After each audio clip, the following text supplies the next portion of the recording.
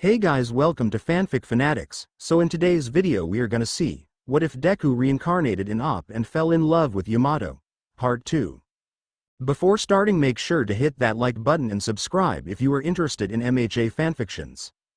This story is The Heroic Pirate by Anthony Tyler 9. Now without wasting any more time, let's dive in. It was a few days after the USJ attack that the students of Class 1A had returned to their normal classes for their week as they prepared for the next battle.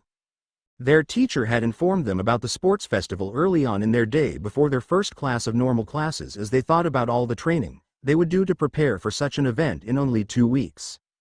As for Izuku and Yamato, they had their training plan all thought out at this point of time as they prepared for the harshest training regimen they could prepare for themselves against their classmates. As the two left the classroom chatting with one another at lunch, they were completely oblivious to the number of stares that they both gained as they walked with one another. So I guess they are just ignoring the rest of us, huh? I guess you in Class 1A are just so arrogant about your attack from villains, huh? One of the students in the crowd asked, as Izuku stopped where he was and looked at the boy. What are you talking about? We all trained hard to get into Class 1A. And just because the entrance exams aren't really for those who have mental quirks or combat-oriented quirks doesn't mean that you should give up. If you are here for a declaration of war, go ahead. Just leave me and Yamato out of your declaration, please, because unlike some of the people here, we trained our entire lives in order to get to where we are. Izuku said, as the other Class 1A students agreed with the boy. Once Izuku left the area with Yamato, the boy declared his war against Class 1A and just left them to their devices as they all prepared themselves for the training of a lifetime for the sports festival that was coming up. With Izuku and Yamato, the duo was talking to one another as they thought up new strategies against others who were strong within their class. Izuku having been predicting the events of the sports festival based on his knowledge of the event from watching it as a child growing up. As the two continued to talk, they had ignored any questions from their classmates about what their training regimen was going to be, as they didn't want to divulge that can of worms to them all, as the two thought about increasing their own regimen to make sure that they both could give the other a massive battle in the tournament part of the sports festival when it came up. They were completely unaware of the fact that their classmates were starting to think that they were arrogant with their own standing within the class. Izuku and Yamato were in the middle of an island that was uninhabited by humans or wildlife, since they wanted to reveal the full power of their quirks to the man that is known as All Might. The man had come to them asking how their powers worked, since it was not something akin to quirks or however they worked. There was so little drawbacks that he wouldn't put it past them to become villains with their powers, as Yamato chuckled nervously. Now that they were alone on an island with All Might watching them, they powered up their quirks to the max as they battled one another. Although All Might would swear to anyone that what he saw was something akin to him fighting his worst nemesis, as Izuku and Yamato's attacks never met one another, only stopping just a few inches of one another as a massive shockwave had erupted from the surroundings. All Might would then watch on in horror as how the two would make continuous attacks that resulted in the same stalemate as black lightning would occur whenever their strikes would nearly strike home. As massive hurricanes of force would be ejected from their attacks, All Might could only watch in awe as their attacks were so fast that it nearly made him have googly eyes of a comic book. Each strike was well timed as well as perfectly placed to where the maximum amount of strength would be used without fail. And each strike got to the point their opponent would move even faster just so that they could overpower and outmaneuver the other. But alas, as soon as Izuku moved faster than Yamato could predict, she was finally struck in the back from a wide-arced kick as Izuku slammed the girl into the ground without mercy. This trend would continue over the next few days, as the two would always come here to train with one another as if they were trying to kill the other with their overall power. As they would still learn in school about their normal classes in between their training, the other students would notice from time to time about the competitiveness between both as they trained alone without anyone besides All Might know. It got to the point of which the other classmates of Izuku and Yamato decided to hitch a ride with All Might to the island in order to see what the two were doing for training. And they were not disappointed when they watched as the two powerhouses battled one another as if they were trying to kill the other. They then realized that the training these two were doing was just enough to increase their overall strength as well as speed to the point that they would be unmatched. Not as if they were already that to begin with. They soon left after getting the message that they wouldn't stand a chance against the two if they went all out against them, but that didn't make them not want to reach that level and force it out of themselves. So as they all left, They increased the amount of training they received for themselves so that they could try and get the two to at least try really hard against them. With all the students from Class 1A training very hard to surpass their strongest fighters with their skill as well as training regimen, the sister class were doing their very best to increase their strength in order to defeat their opponents within their own sister class, who will be gaining every bit of attention from the crowds because of their attack from villains. As the days continued further, the class was training to their heart's content as they got themselves trained up for their biggest contest in their lives. Other than getting attention from the populace within the hero rankings, the students were training as hard as ever in order to catch up to the two leading members of their class, and it was starting to worry their teachers with how tired they'd be after class training. Izuku and Yamato were clearly taking it easy during classes, and when asked, they informed that their training is so harsh that they like to think about their class physical training as mere warm-ups for the end of the day. As the day continued further, even Aizawa got concerned for his other students as they were working themselves to near exhaustion in order to try and get Izuku and Yamato to take them at least seriously. And so, the days piled on even further until it was finally the day of the sports festival. Izuku and Yamato were both sitting comfortably together as they thought about their future plans for taking down the League of Villains on their own without the assistance of the heroes. They knew that their time at UA was slowly coming to an end because of how they were not taking their training seriously within classes. It's not their fault that their powers are not quirks themselves. They just couldn't show their classmates their full strength without getting them killed is all. So they devised a plan that after the sports festival was over, they would become vigilantes of the night, hunting down the League of Villains until they are placed behind bars, and the same for villains who wish to do harm to society as a whole and prevent it from becoming better than it originally was. In fact, their training on the island with All Might watching was just to show the man that should he enter a fight with either one of them, it wouldn't end well for either party. One or the other will die in the fight against them, and they didn't wish to kill the symbol of peace, but they will make sure he retires faster if it will keep him safe from any villains seeking to kill him whilst he's weak. So as they wait for Present Mike to talk about their class and begin the sports festival, they were both approached by Todoroki as the young man stared at them with cold indifference. "Midoriya, Yamato. I've come here to state that in terms of raw power and skill, you both are the strongest of the class. And that I am going to try and usurp you both in order to state that you aren't the strongest of the class anymore," Todoroki said, as Izuku looked at him. "Well, Todoroki-kun, you might want to get in line. Because everyone else will be gunning for us. Don't think that I don't know about how you guys have been training harder to catch up to both me and Yamato. It won't work, our powers are vastly different from yours, and I'm not being arrogant when I say this, and I wish that it wouldn't paint a target on mine and Yamato's backs, but you all won't be capable of keeping up with either of us," Izuku said, as he stood up as Present Mike called out to the class as well as the many other students within the sister classes of UA. "It's time to show the world that you all are here," Izuku said, as he walked out of the entrance. The only ones who caught the way he said those words, though, was Momo Yaoyorozu, Uraraka Ochako and Iida Tenya. As Class 1A had left the waiting room for the arena, all the Class 1A students stood in the middle as they saw the amount of people watching them from the stands. Izuku was starting to get self-conscious about the amount of people watching him from afar, and he looked to Yamato as the woman had smiled at him before placing her hand in his. Over a small amount of time, Present Mike called out the other classes of the first years of UA as they all sat in the middle of the arena looking at the crowd. As soon as a new voice was heard on the intercoms, everyone noticed that someone was standing as the referee as they smiled at the students.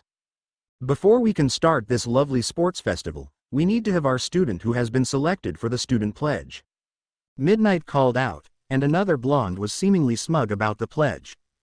"Can we have Midoriya Izuku come up and give his pledge?" Midnight called out, causing the young man to be completely caught off guard by that. As fast as his face was shown on the billboard, he immediately took off in order to say something for the pledge. Had he known something like this was going to happen, he would have come prepared to say something. As soon as he was standing next to Midnight, he tried to not look at her admittedly attractive form as he looked at his classmates within the first years. "I just want to say this, to all of you who had been incapable of making it into the hero course for the entrance exams this year. I apologize for you all not being able to get in.